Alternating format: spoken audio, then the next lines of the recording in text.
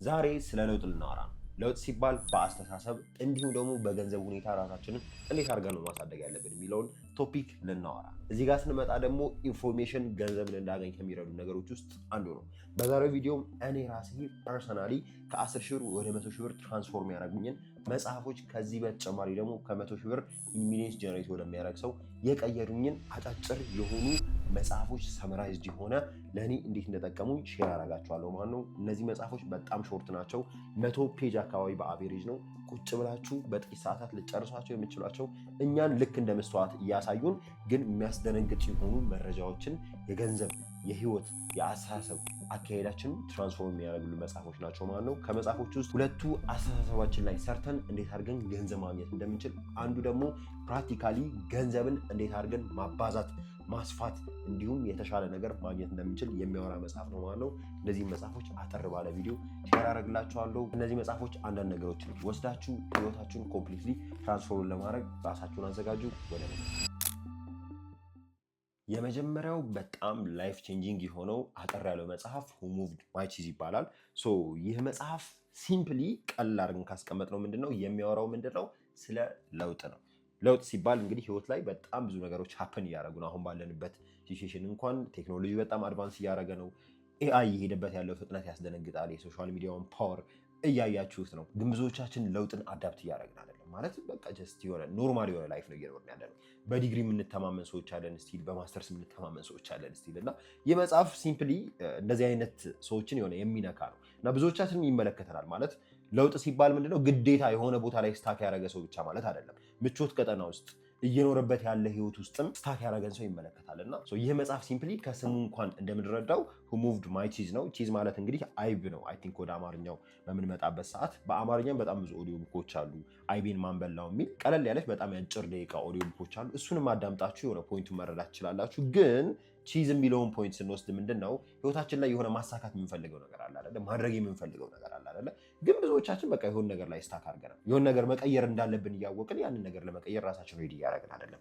ነገሮችን አዳፕት የማናደርግ ከሆነ የማንቀየር ከሆነ ደግሞ ህይወታችን ተመሳሳይ ነው የሚሆነው። የብዙዎቻችን ህይወት ካያችሁት እኮ አብዛኛው ሰው የሚኖረውን ህይወት ወይም ደግሞ አብዛኛው ሰው የሚያደርገውን ነገር እያደረገን ስለሆነ ነው ተመሳሳይ ውጤት እያገኘን ያለ ነው። ህይወት ላይ የተሻለ ነገር ማግኘት የምንፈልግ ከሆነ ብዙ ሰው የማያደርገውን ነገር ብዙ ሰው ደፍሮ የማይገባበት ነገር ውስጥ መግባት አለብን። ሪስክ መውሰድ አለብን። ራሳችንን ለአደጋ ማጋፈጥ አለብን። መለስ ብለን ወደኋላ ህይወታችንን ስናይ እኮ ሃይስኩል ላይ ስናውቃቸው የነበሩ ልጆች፣ ዩኒቨርሲቲ ላይ ስናውቃቸው የነበሩ ልጆች የሆነ የተለወጠ ሰው አለ። ኮምፕሊትሊ ላይፉን በሚያስደነግጥ ሁኔታ የቀየረ ሰው አለ። ያንን ሰው ግን ብዙዎቻችን ኤክስፔክት እያደረግነው አልነበረም። ያ ሰው ግን ምንድነው ሪስክ ስለወሰደ የሆነ ነገር ስለተጋፈጠ ነው ህይወቱን ኮምፕሊትሊ የቀየረው። እና ኦቨርኦል ይህንን መጽሐፍ አንብባችሁ ልታገኙት የምችሉት ትልቁ ነገር ምንድነው? እንዴት ነው ራሳችን ለለውጥ ዝግጁ ማድረግ ያለብን? የማንቀየር ከሆነ ምንድነው የምናጣው? ምን አይነት ህይወት ነው የምንኖረው? በጣም በቃ መስተዋት በሉት ይህ መጽሐፍ እና ራሳችሁን ታዩበታላችሁ። እንዴ እንደዚህ ነው እንዴ አሃ የሚያስብሉ በጣም ብዙ ስቶሪዎች አሉት። በጣም የወደድኩት ደጋግሜ ማንበቤዋለሁ። ለማንበብም በጣም አጭር ስለሆነ ቁጭ ብዬ ታይም በማገኝበት ሰዓት ሪቪው የማደርገው መጽሐፍ ነው እና ራሳችን ለለውጥ ሬዲ ማድረግ አለብን። አእምሮ ላይ የሚሰራ ነገር ነው። ሪስኮችን መውሰድ አለብን። የተለያዩ ነገሮችን ፌስ ማድረግ አለብን። ከዛ ከአብዛኛው ሰው የተሻለ ለውጦችን ውጤቶችን እናገኛለን ማለት ነው። Who Moved My Cheese ላይፌን ትራንስፎርም ያደረገ የመጀመሪያው መጽሐፍ ነው። ወደ ሁለተኛው እንሂድ። ሁለተኛው የገንዘብ አስተሳሰባችንን እንዲሁም ገበያችንን ኮምፕሊትሊ የሚቀይርልን መጽሐፍ The Instant Millionaire ነው። እዚህ መጽሐፉ ላይ ከላይ እንደምታዩት A Tale of Wisdom and Wealth ይላል። ኦቨርኦል መጽሐፉ የሚያወራው ምንድነው?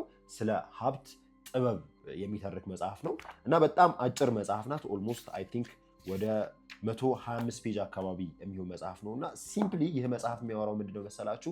አንድ እንደ ብዙዎቻችን የሚለፋ የሚጣጣር ብዙ ነገሮችን የሚሞክር ኤክስትራ ሰዓቶችን የሚለፋ ሰው አለና ይህ ሰው ሁሉ ጊዜ ለምን ነው ህይወት የማይቀየረው እያለ ሲጠይቅ ነበር። ማለት እንዴት ነው ህይወት ማስተካከል የምችለው? ለምንድን ነው እኔ አይገባኝም ወይ? እኔ የተሻለ ህይወት መኖር የለብኝም ወይ እያለ በቃ ሁሉ ጊዜ በቃ የሚብሰለሰል አይነት ሰው ነው። ብዙዎቻችንም ካያችሁ እንደዚሁ ነው። በቃ አብዛኛው ሰው የሚያደርገውን ነገር ግን እያደረግን ነው እንደዛ እየጠየቅን ያለ ነው እና ቆም ብለን ካስተዋልን ወይም ደግሞ ይህን መጽሐፍ ካነበባችሁ በኋላ ምንድን ነው ራሳችሁንም ኩዌስችን እንድታደርጉ ያደርጋችኋል። የምር እናንተ የሚገባችሁ አይነት ሰዎች ናቸው ወይ? እምነታችሁ እንደዛ ነው ወይ? የሆነ ሰው ከሆን አመታችሁ 1 ሚሊዮን ብር በወር አግኝ ወይም ደግሞ እንደዚህ ይገባል ምናምን ስትሉት እኮ የምንግደረደር አይነት ሰዎች ነን እና የብዙዎቻችን ህይወት ልክ እንደ መስተዋት የሆነ ሪፍሌክት የሚያደርግልን መጽሐፍ ነው እና እዚህ መጽሐፍ ላይ የምትረዱት ትልቁ ነገር ምንድነው? ይህ ሰው ላይፍ ምርር ብሎት እንዴት አድርጌ ነው በቃ ራሴ መቀየር ያለብኝ የሚል ነገር በተደጋጋሚ እየጠየቀ አንድ የሚያውቀው ሰው ነበር። ያ የሚያውቀው ሰው እንዴት አድርጌ ሚሊዮነር መሆን እችላለሁ ብሎ ይጠይቀዋል። ከዛ በአጭር ጊዜ ውስጥ ሚሊዮነር ወደሆነ ሰው ሰጀስት ያደርገዋል። እዛ ሂዶ ስለሚማራቸው ለሰኖች የሚያወራ ነው እና ሞስት ኦፍ ኢት ኢንስታንት ይላል ማለት ፈጣኑ ሚሊዮነር የሚል አይነት ፖይንት ነው ያለው መጽሐፉ። ግን ስለ ፍጥነት አይደለም የሚያወራው። ከዛ ይልቅ ሀብት የሚገኝበት ፕሮሰስ ምን ይመስላል፣ ምን ነገሮችን ነው ማስተካከል ያለብን። ስለ እምነት ያወራል። እምነታችን መስተካከል አለበት በትልቁ። ስለ መጠየቅ ያወራል። መጠየቅ አለብን። ገንዘብም ብድርም የተለያዩ ነገሮች እንዴት አድርገን መጠየቅ እንዳለብን የሚያወራ ነገር ነው። ከዛ በተጨማሪ ገንዘብ እንዴት አድርገን ማባዛት አለብን፣ ምን አይነት ሰዓቶችን ምን አይነት ጊዜዎችን ነው ገንዘብን የምንሰራበት መንገድ አስቀምጠን መንቀሳቀስ ያለብን የሚሉ ቶፒኮችን የሚያወራ መጽሐፍ ነው። በጣም ከብዙዎቻችን ህይወት ጋር ሪሌት የሚያደርግ እኔ ማንበቤው በጣም በቃ ማለት ሁልጊዜም አሃ ሞመንት የሚፈጥርብኝ መጽሐፍ ነው። ከ5 ጊዜ በላይ ኦልሞስት አንብቤዋለሁ። አጭርም ስለሆነ ይህንን መጽሐፍ ግን መለስ ብዬ አሁንም ሳነበው ምንድነው የሆነ ለሰን ነው የምወስደው። የሆነ ነገር አገኝበታለሁ። እንዴ እንደዚህ ነው እንዴ ይሄ ነገር በእንደዚህ አይነት መንገድ ነው እንዴ መሆን ያለበት እያልኩ የምገረምበት መጽሐፍ ነው። ገንዘብ እንደዚህ እንደሚሰራ እኔ ኮምፕሊትሊ አላውቅም ነበር። ማለት እምነቴ እንደዚህ መሆን እንዳለበት አላውቅም ነበር። ለካ እችላለሁ፣ ለካ ይገባኛል፣ ለካችን ነገር ካደረኩ ይሄ ነገር ይመጣል የሚለውን ነገር እንደ መነጽር ሁሉ ነገር የሚያሳያችሁ መጽሐፍ ነው ማለት ነው። አጭር መጽሐፍ ግን ህይወታችሁን ኮምፕሊትሊ የሚቀይር መጽሐፍ ነው። ጀስት ሪድ ኢት። ከዛ ብዙ ነገሮችን ትወስዱበታላችሁ። አስተሳሰባችሁን ይቀይርላችኋል። ከዛ ደግሞ ፕራክቲካል የሆኑ ገንዘብ የምታገኙባቸው መንገዶችም የሚያስተምራችሁ መጽሐፍ ነው። ኢንስታንት ሚሊዮነር ላይፍ ቼንጂንግ የሆነው ሁለተኛው መጽሐፍ ነው። ወደ መጨረሻውና እንግዲህ በብዙዎች ተወዳጅ የሆነው ሶስተኛው መጽሐፋችን እንሂድ። ሶስተኛው የገንዘብ አስተሳሰባችሁን ኮምፕሊትሊ በቃ እንድትቀይሩና የሚያስደነግጡ ለሰኖች እንድትወስዱ የሚረዳችሁ መጽሐፍ ደግሞ ዘ ሪቸስት ማን ኢን ባቢሎን ይባላል። ይህ መጽሐፍ በጣም ፌመስ ነው። ብዙዎቻችንም የባቢሎንን ታሪክ ሆፕፉሊ ሰምተናል። መጽሐፍ ቅዱስ ላይ በተደጋጋሚ ስሟ የተጠቀሰች ከተማ ናት። እዚህኛው መጽሐፍ ላይ የምናየው ትልቁ ነገር ምንድነው መሰላችሁ? ጥንት ባቢሎናውያን እንዴት አድርገው ገንዘብን ይሰሩ እንደነበር እና የሀብት ሚስጥራቸውን ወይም ደግሞ የስኬት ሚስጥራቸውን የሆነ የሚያወራልን መጽሐፍ ነው። ይህም መጽሐፍ በጣም አጭር ነው። ጀኑሊ ኦልሞስት 122 አካባቢ ፔጅ ነው እዚህ ጋር እያየሁ ያለሁት እና እንግዲህ ዝቅተኛ ያየነው መጽሐፍ እንኳን ሙቭ ማቺዝ 100 ፔጅ ነው። ከዛ ይሄ ነው ከፍተኛ ያለው 122 ፔጅ እና በጣም አጫጭር ናቸው፣ ግን የምናገኛቸው ለሰኖች በጣም ሂውጅ ናቸው። እና እዚህ መጽሐፍ ላይ ያለው ትልቁ ነገር ምንድን ነው ካላችሁኝ፣ አሁንም ብዙዎቻችን ሀስል የምናደርግበትን የምንሯሯጥበትን ካልቸር እንዴት አድርገን መቀየር እንዳለብን። ገንዘብ ጠያቂውን ለራሱ የሆነ ያስተውላል ማለት የምንጠይቀውን ጥያቄ ቆም ብለን እንድናጤን የሚያደርገን ነገር ነው።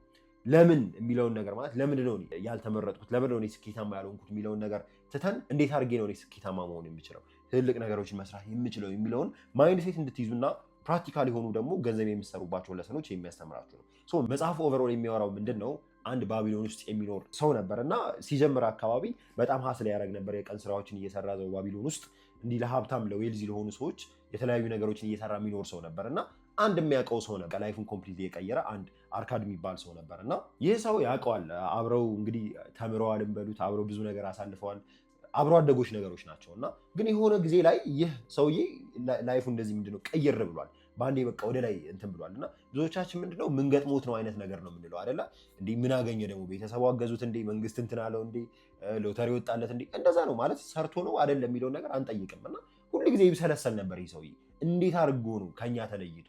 ሁላችንም እኮ ተመሳሳይ ነበር ልክ እንደሱ፣ ግን ይህ ሰውዬ ተቀይሯል። እንዴት አድርጎ ነው? ምን እድል ወጥቶለት ነው ምናምን እያለ ይጠይቅ ነበርና አንድ ቀን ወስኖ ይህንን ሰው ለመጠየቅ ይሄዳል። ከዛ ይሄድና ብዙ ለሰኖችን ከዛ ሰውዬ መማር ይጀምራል። እንዴት አድርጎ ይህ ሰው ህይወቱን ኮምፕሊት እንደቀየረና ከዚህ ሰው የሚማሩ ሰዎች ደግሞ ህይወታቸውን እንዴት እየቀየሩ እንዳሉና እንዴት እንደቀየሩ የሚያነሳ መጽሐፍ ነው ማለት ነው። በጣም ብዙ ነገሮች አሉ፣ ግን ከመጽሐፍ ውስጥ በጣም 3 የሆኑ ፕሪሳይዝድ የሆኑ ነገሮችን ላንሳላችሁ። የመጀመሪያው ምንድነው? ገንዘብ የሚገነባው ምንድነው? ወጫችሁን ስገድቡ ነው። የመጽሐፍ በትልቁ የሚያነሳላችሁ ነገር ይህ ነው። ገንዘብ ማሳደግ የምትፈልጉ ከሆነ ወጫችሁ መስራቱን መቆጣጠር አለባችሁ። የዚህ መጽሐፍ ትልቁ ፕሪንሲፕል ይህ ነው።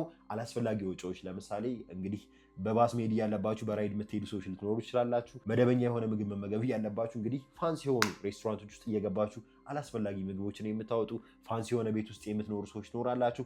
ወጫችሁ ባላስፈላጊ ሁኔታ መውጣት የለበትም። ገንዘብ መውጣት ያለበት ገንዘብ ለሚያመጣ ነገር ነው። የዚህ መጽሐፍ ትልቁ ፕሪንሲፕል ይህ ነው። ከዛ በሁለተኛነት የሚመጣው ነገር ደግሞ እናንተ ገንዘብ እያገኛችሁ ከሆነ በመጀመሪያ ማድረግ ያለባችሁ ምንድነው ከምታገኙት 10% ውስጥ ወደ ራሳችሁ ነው መግባት ያለበት፣ ወደ ኪሳችሁ ነው መግባት ያለበት። ብዙዎቻችን እንግዲህ ገንዘብ ከፋፍለ ምን ካልን በኋላ ነው ገንዘብ ወደ ራሳችን የምናስቀረው አይደለ? ግን የዚህ መጽሐፍ ትልቁ ፕሪንሲፕል ምንድነው 10 ሺህ ብር በወር እየሰራችሁ ከሆነ 1 ሺህ ብሩ የእናንተ ነው። ያ ገንዘብ ደግሞ የሆነ ቦታ ይቀመጣል። ከዛ ሶስተኛ ላይ ለማነሳላችሁ ጎል ደግሞ ይሆናል ማለት ነው። ሶ 10%ቷ የማትንቀሳቀስ አካውንት ውስጥ ልትሆን ይችላለች፣ የሆነ ነገር ውስጥ ልትሆን ይችላለች። እኔ ፐርሰናሊ በተደጋጋሚ አሁን ላይ አፕላይ እያደረኩት ያለሁት ነገር ነው። ከማገኘው የሆነ ያክል ፐርሰንት ምንድነው የማይንቀሳቀስ አካውንት ውስጥ አስቀምጠዋለሁ። ይቀመጣል። ከዛ በሶስተኛነት የምናደርገው ደግሞ ምንድነው ይሄ ያስቀመጥነውን ገንዘብ ኢንቨስት እናደርገዋለን። ኢንቨስት የምናደርገው ደግሞ ምንድነው ገንዘብ ሊያመጣልን ወደሚችል ነገር ላይ ይሆናል ማለት ነው። አራተኛው ከዚህ መጽሐፍ ትልቁ የምትወስዱት ለሰን ደግሞ ምንድነው መሰላችሁ? እንግዲህ ወጫችሁን እየቀነሳችሁ ነው፣ 10%ን ደግሞ እያስቀመጣችሁ ነው። ከዛ ከ10%ቷ ደግሞ ኢንቨስት እያደረጋችሁ ትንሽ የሆነች ገንዘብ እያገኛችሁ ነው አይደለ? አራተኛ ላይ የሚመጣው ነገር ምን መሰላችሁ? የማግኘት አቅማችሁ ማሳደግ አለባችሁ። increase your ability to earn የሚል ፕሪንሲፕል አለ። ያ ማለት ምንድነው አሁን እየሰራችሁት ያላችሁትን ነገር እየሰራችሁ ተመሳሳይ የሆነ ነገር ነው የምታገኙት። ለየት ያለ ነገር አይኖርም። ወይ በስኪል ራሳችሁ ማሳደግ አለባችሁ፣ ወይ የሆነ ነገር ማወቅ አለባችሁ። እውቀት ሲባል እንግዲህ ማንበብ፣ ከተለያዩ ሰዎች ጋር ኔትወርክ ማድረግ፣ የተለያዩ ሲስተሞችን ዲስከቨር ማድረግ ሊሆን ይችላል። ወይም ደግሞ ትልቅ የሆነ ኢምፓየር መገንባት የምትችሉበትን ነገር ሊደርሺፕ ሊሆን ይችላል። የተለያዩ ማኔጅመንት ስኪሎችን ብቻ አሁን እየሰራችሁት ካላችሁት ነገር በተሻለ ሁኔታ ሊያስገኝላችሁ የሚችል ነገር ምንድነው ማግኘት ይጠበቅባችኋል። ገንዘብ የማግኘት አቅማችሁን ስታሳድጉ፣ ገንዘባችሁን ስትቆጥቡት፣ ከዛ 10%ን ደግሞ ኢንቨስት ስታደርጉት እንግዲህ አስቡት ሀብታም የማትሆኑበት ምንም አይነት ምክንያት የለም። እና ኦቨርኦል ይህ መጽሐፍ የሚያወራው ከእንደዚህ አይነት ነገር ጋር ነው። በጣም ብዙ ስቶሪዎች አሉ። ትወዱታላችሁ ማለት እኛን ራሳችንን ነው መለስ አድርጎ የሚያሳየን። እያንዳንዱ ይህንን መጽሐፍ የሚያነብሰው ራሱን መልሶ ያይበታል። ጀስት በቃ ቁጭ ብላችሁ እንዴ ለካ እኔ እንትና ነኝ እና በጣም ብዙ ቻፕተሮች ያሉት መጽሐፍ ነው። ግን አጠር ባለ ሁኔታ ሜይንሊ የወሰድኳቸው ፖይንቶች እነዚህ ናቸው። መጽሐፎቹ እንደነገርኳችሁ የገንዘብ ሁኔታዬን ከሀ እስከ ፐ ትራንስፎርም ያደረጉት ናቸው። በቃ ለገንዘብ ያለኝን አስተሳሰብ ኮምፕሊትሊ እንድቀይር የረዱኝ 3 መጽሐፎች ናቸው። በጣም ምርጥ የሆኑ ፐርፌክት የሆኑ መጽሐፎች፣ ግን አጫጭር ለጀማሪዎች የሚመከሩ መጽሐፎች ናቸው። እንግዲህ አንብባችሁ በገንዘብ ያላችሁ ሜንታሊቲ ኮምፕሊትሊ ቀይሩ እላለሁ። በቀጣይ ቪዲዮ እንገናኛለን። ቸር ሰንብቱ።